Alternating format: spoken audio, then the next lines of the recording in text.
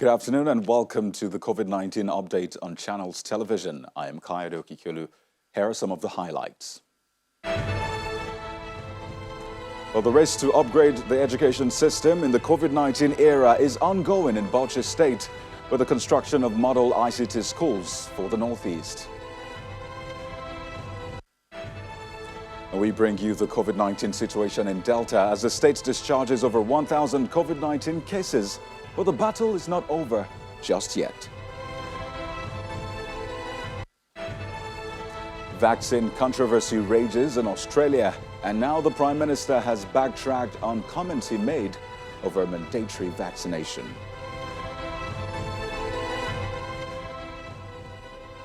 Thank you for joining us on the program. Nigeria still struggles to meet the 2 million tests in 3 months target, which was set by the DG of NCDC in April, with just over 355,000 tests conducted nationwide.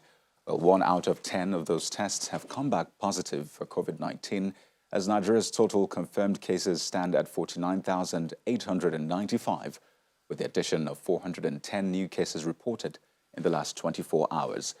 74% of Nigeria's total confirmed cases, that is 37,051, have been discharged.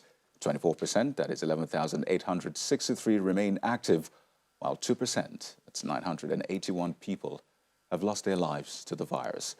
Here's a breakdown of the latest cases across 15 states and the FCT, with Lagos recording 210, FCT 45, Ondo 30, Plateau 21, Edo 19, Ogun 16 cases, Oyo 13, Nasarawa 12, BAUCHI 11, Enugu 10, Kwara 7, Kaduna 6, Anambra 4, Ebonyi 3, Abia 2, and Rivers State with 1 case. Well, in compliance with the NCDC safety protocols for COVID-19, motorists at the Ekeki Park in Yenagua, as in Bayelsa State, have taken several measures to comply with the safety protocols. Take a listen.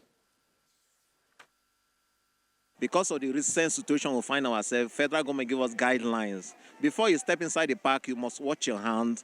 Then initially we carry 3 per seat, but now we carry 2 per seat because of the situation we find ourselves right now, because of the guideline federal government give us.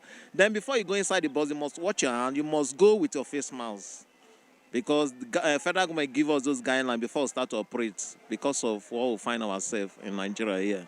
As they enter our motor safe without face mask, we dey let you know, say, paddy, if you no buy face mask, you must come down. That face mask we no dey carry and play. And see now before na 7 we dey carry, but now na 5 we dey carry. We dey do and 2 per seat. Even bus 2 per seat. Before bus they carry 3 per seat, but now na 2 per seat. You understand? And apart from that, say now if you no carry face mask, you no wear face mask, you no fit enter our motor. Right from the gate, we have a banner there, at least directing passengers on what to do. We have a washing, a running tap already in place there. And all the passengers, we don't issue tickets if you don't have your face mask. And all the buses are all being sanitized. And we disinfect them once they come back from travel. Before we were carrying 16 passengers.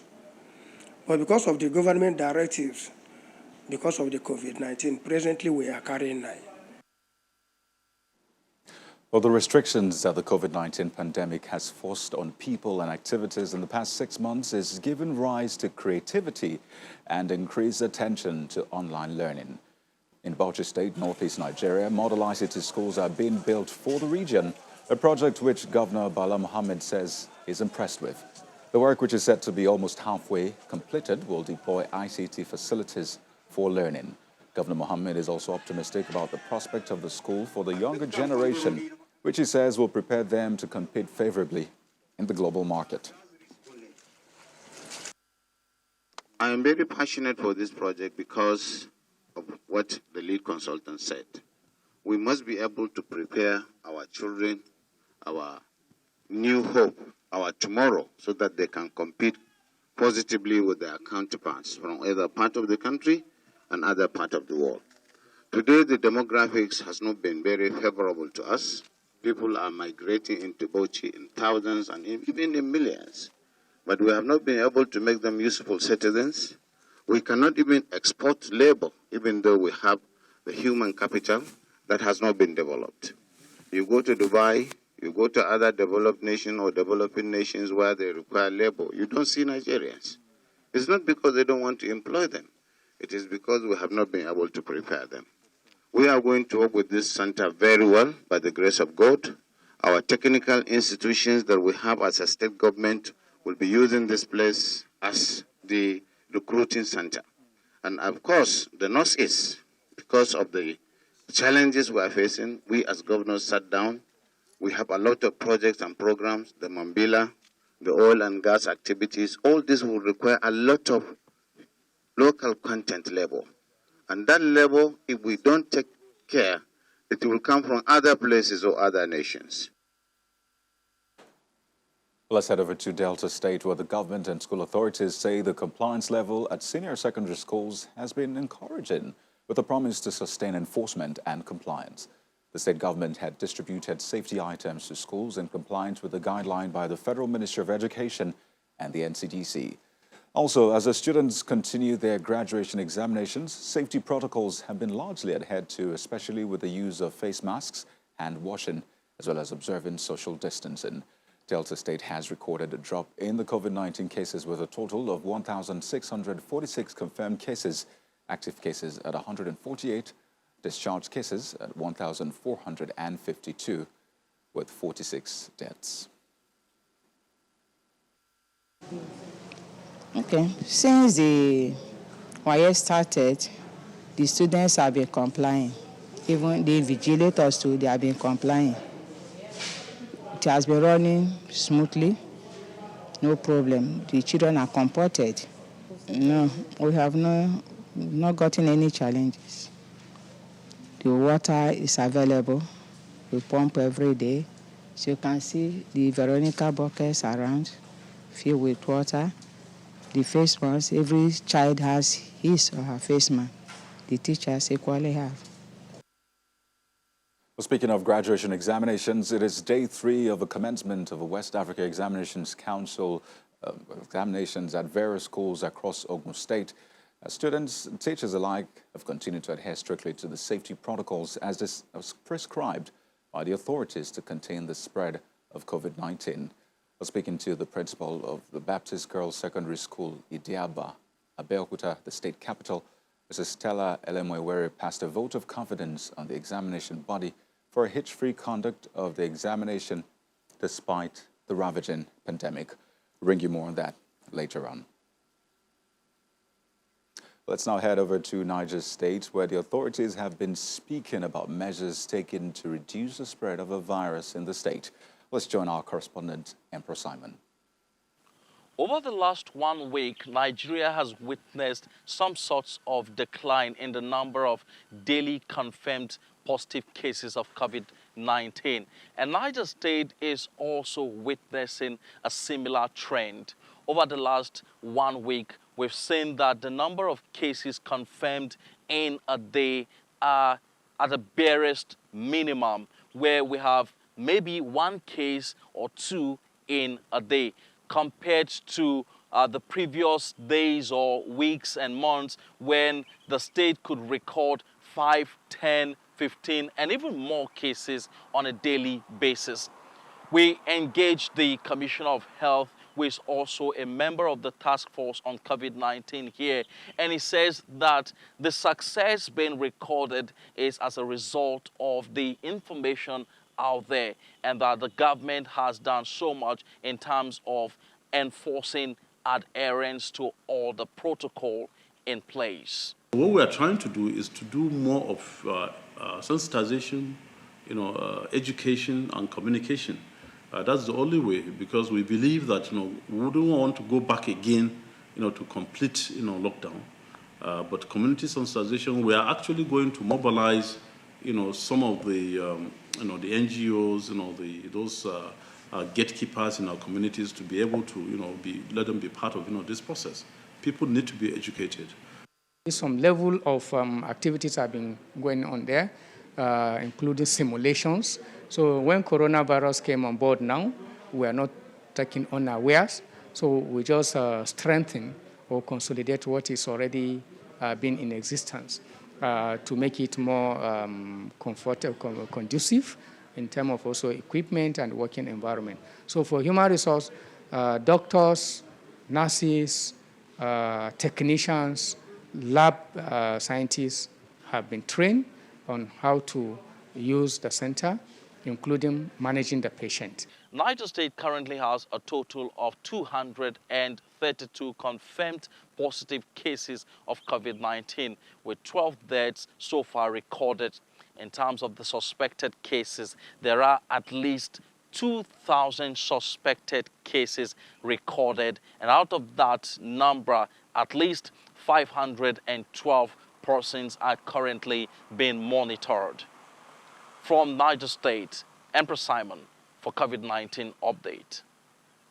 Mr. Samuel Amo joins us this afternoon. Is the chair Azuri Naima branch. By the way, Azuri is the Academic Staff Union of Research Institutions. Good afternoon, and thank you for joining us. Yeah, good afternoon. Well, research, I mean, that's like the core of this fight against COVID-19. Keep learning about this every day. But in the Nigerian context, really, have we found out anything groundbreaking? Do we have any groundbreaking research result concerning COVID-19 so far? Thank you very much. Yes, I would say in a way, from the NAMA perspective, at least I can boldly say the first index case was sequence.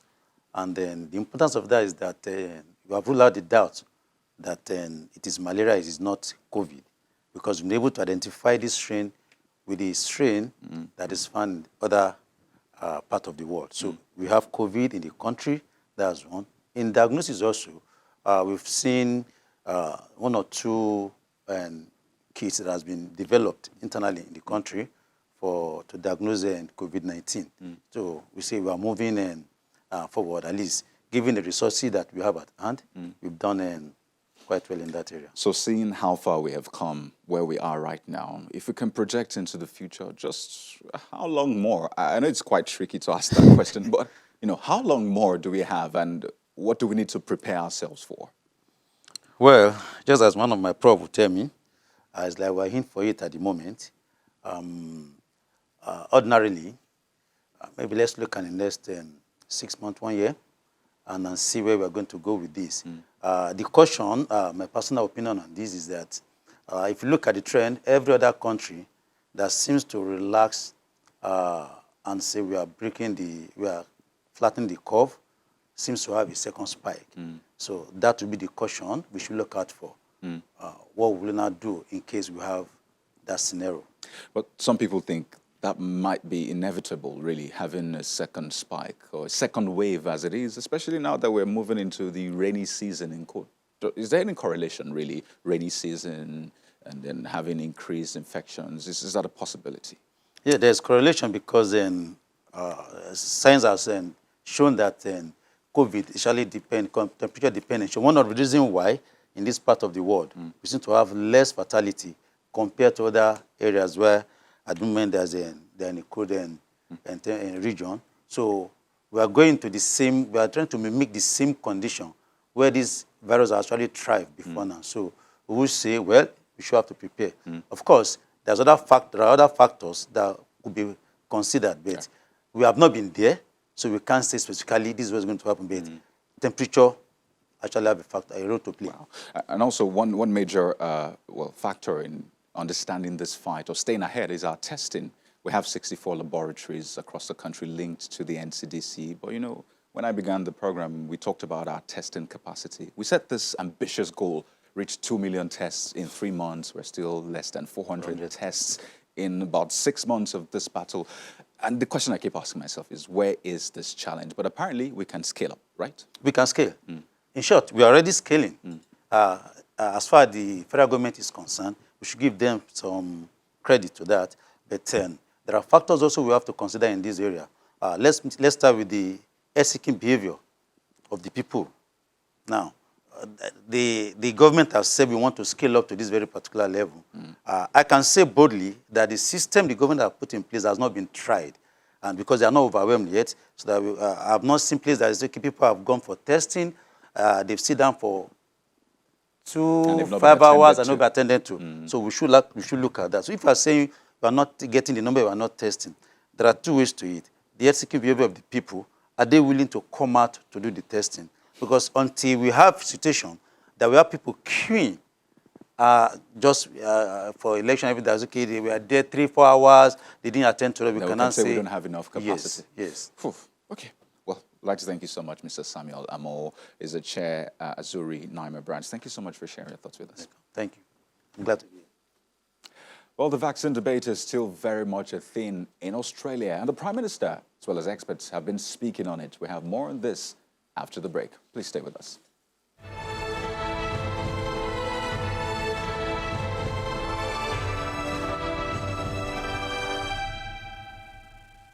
You're welcome back. Well, let's take a holistic look at this fight against COVID-19, and we're being joined by Dr. USANI, as an integrative physician as well as a nutrition consultant. Thank you for joining us on the program.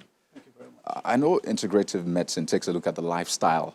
I mean, takes a holistic look at the lifestyle of individuals, how it affects them and affects their health. Absolutely. And in terms of, in the context of COVID-19, really, what have you found looking at the lifestyle choices of Nigerians and how it, makes them susceptible or otherwise to COVID-19?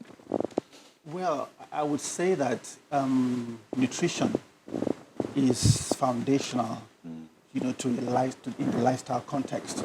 So when we talk about lifestyle, we're talking about what you're eating, you're feeding, you're moving, you're sleeping. All of those things constitute one's lifestyle. So sometimes we need to take things in proper perspective. But nutrition is a major pillar in terms of lifestyle because COVID has a primary effect on people's immune systems. You understand? And what we eat is what actually holds up our immune systems. You understand? The food we consume is what forms the building blocks for all of the processes, the biochemical and physiological processes that take place and help us ward off viruses or viral infections or infections generally. You understand? So from a Nigerian context, I would say that majority of people probably have a very good lifestyle, but I believe for majority of the population, lifestyles could be better. Okay, we'll take a break now. Yes.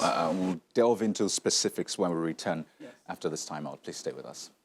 COVID-19, a new strain of virus from the family of coronaviruses, has been recorded in over 200 countries, areas, and territories around the world.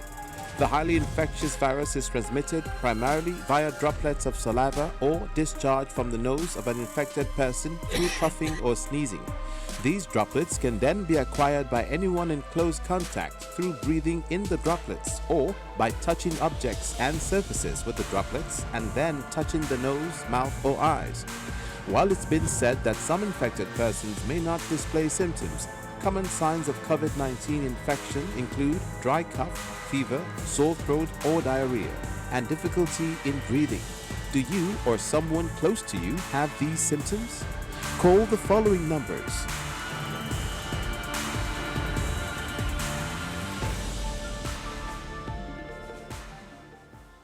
You're welcome back. Well, Dr. USANI, let's talk Yes. specifics now. Yes. Nutrition. That's Yes. where you were going just before we went on that break. Yes. I'm almost sure that the majority of Nigerians watching us right now have rice on their menu for today at some point, maybe from morning, afternoon, and night. And I mean, the nutrition style of Nigerians could really be better. Really. Yes, it So could. let's talk about nutrition. Yes. What should our nutrition look like? Basically, when we talk about nutrition, the body doesn't recognize food. We know food, rice, eba, vegetables, and all of that. But what the body recognizes are nutrients. You understand? And by nutrients, I mean the building blocks of food: carbohydrates, proteins, fats and oils, minerals, vitamins, water. Those are the things, that nutrients that the body recognizes. So when you consume food, the body actually has to break them down to those nutrients to be able to utilize them both for energy and both for growth and for repair of the physical body and for all the other processes that underlie functioning and living. You understand? Right. Yes. So, I mean, still specifics. 'Cause Yes. we want to have people take action, really. Definitely, And yes. from what you're saying, what Yes. you eat Yes. will determine how well you'll perform under COVID-19, as Exactly. it were. So, Exactly. what I'm trying to say is, what should we be eating, basically? We should be eating what you call a balanced diet. So in other words, when you have a plate, on your plate, there should be carbohydrates, you should have a certain amount of protein, you should have fats and oils, as it were, and then you have fruits and vegetables that will provide the vitamins and the minerals, which are the essential nutrients that the body probably does not manufacture, that you need to bring in from the outside, that sort of thing. And then you need to be well hydrated at every point in time. So at the end of the day, for you to have a balanced nutrition, you need to have all of those nutrients I mentioned within your diet. So if you're taking your breakfast needs to have carbohydrates, proteins, you understand? So, but from a big picture point of view, so in your plate, in the morning, have maybe like 50% carbohydrates, you understand, maybe some 20 to 30% protein, and then you can divide the rest of it between fats and oils, and then vitamins and minerals and all of that. So vegetables, fruits, right. You understand? Yeah, and then the normal staples like rice, eba, and all of those things like that, they count. So there's nutrition, right? Yes. And there's been this talk about those who are obese, yes. I mean, how it predisposes them to, COVID-19 and, yes. Hopefully not mortality and what have you. Yeah. What is that about, really? Well, I think in July, 2 studies came out of Columbia University and Public Health England observing that people who were found to be obese had worse outcomes for COVID-19 infection. And when they did the research, it was more specific. Initially, we said if people are elderly, above 65, they have pre-existing conditions and all of those things make the outcomes worse for them, you understand? But in this case, when obesity was involved, it tended to be more in the younger age group, and males, you understand? And that had to do with the distribution of the fat or the obesity, the type of obesity that was involved. So obesity by itself is a major risk factor for worsening outcomes in COVID-19 infection. Cool. Yes. I mean, we've heard about comorbidities and all, but now obesity also plays a major role. Yes, because obesity is part of what you call the metabolic syndrome. So metabolic syndrome is insulin resistance, where you have high blood sugar, hypertension, where you have high blood pressure, and then high cholesterol, and all of those things like that. So that in itself will also, it will predispose you to all the conditions. You know what, Dr. USANI, here's what we'll do. We'll continue this conversation at another time, but I mean, thank you for shedding light on that. Yes. We'll be speaking with Dr. USANI, an integrative physician and a nutrition consultant. Let's head outside Nigeria now, where Australian Prime Minister Scott Morrison has backtracked on comments he made stating that he would like coronavirus vaccinations to become mandatory for all Australian citizens. Well, in reference to a vaccine being developed by a pharmaceutical company, Morrison said it should be as mandatory as you can possibly make it if clinical trials are successful. South Korea has reported more than 297 new cases, the highest daily figure since March. Museums, nightclubs and karaoke bars have closed in and around South Korea's capital, Seoul. South Korea is viewed as one of the world's coronavirus success stories for its management of the disease. But a spike in new cases, linked mostly to a church, has sparked concerns of a wider outbreak. Another country experiencing a resurgence in cases is New Zealand. The country says that it will increase the number of defence personnel at its quarantine facilities and borders to beat any further spread of COVID-19, as it reported 5 new cases in the community in the past 24 hours. New Zealand has fared far better than most countries during the pandemic, but an abrupt resurgence of COVID-19 last week in Auckland prompted the government to enforce Alert Level 3 lockdown on the city's 1.7 million residents until August 26, while social distancing rules are in place in other towns and cities. Oxford. Australia says that it has secured access to a promising coronavirus vaccine and will offer free doses. The vaccine will need to satisfy all the same standards that all vaccines are expected to live up to here in Australia before they're made available to the public. There won't be any cutting corners, there won't be any undue haste here. There will be the appropriate controls and protections that are put in place. India has recorded more than 64,000 new cases in the last 24 hours, with total cases now nearing 2.8 million.